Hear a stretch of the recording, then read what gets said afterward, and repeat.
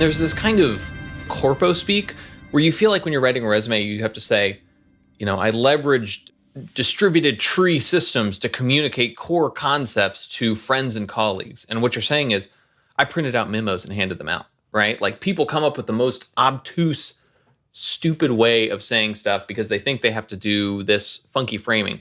But nothing will make you look and sound more professional than showing that you've done this reflective exercise. You can sit down after a month or a year or whatever at a job and say, hey, I really think I carried more than my weight this year, and you can see that reflected in XYZ. So things to think about and try to pull out specifically as you're going through this exercise is try to think about revenue impact. If you're managing budgets, think about the size of the budget you manage. That's a really useful number for business owners to help you illustrate what scale you can manage. The number of clients, how many visitors you had to some content you created or viewers, and tools you leverage. People like to know tools as well. While you're going through this, never forget what I said was number one. It really should be the top priority. You need to think about what it is that you liked. If you get totally lost in the what did I do best, just because you're good at something doesn't mean you can do it for a long time. And so you want to be trying to evaluate all these successes also through the lens of what work made you happy, right? Maybe you really like working with people.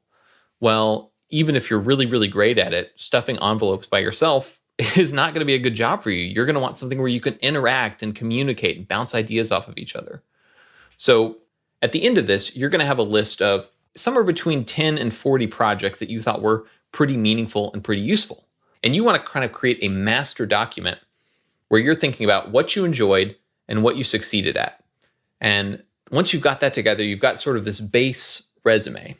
And anytime you want to go apply for a job, you can go through that list and think about which things have I done in my career that specifically apply to what the role they're hiring me for is.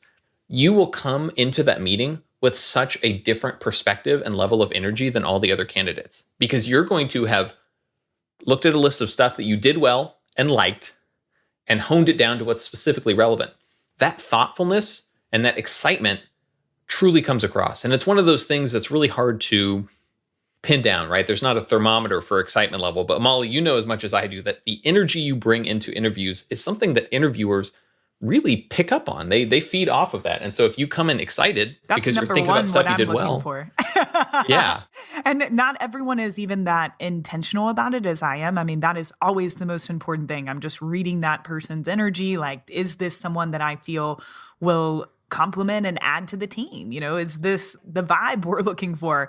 And then the rest of it, of course, comes. Everyone who is interviewing is at least subconsciously doing that.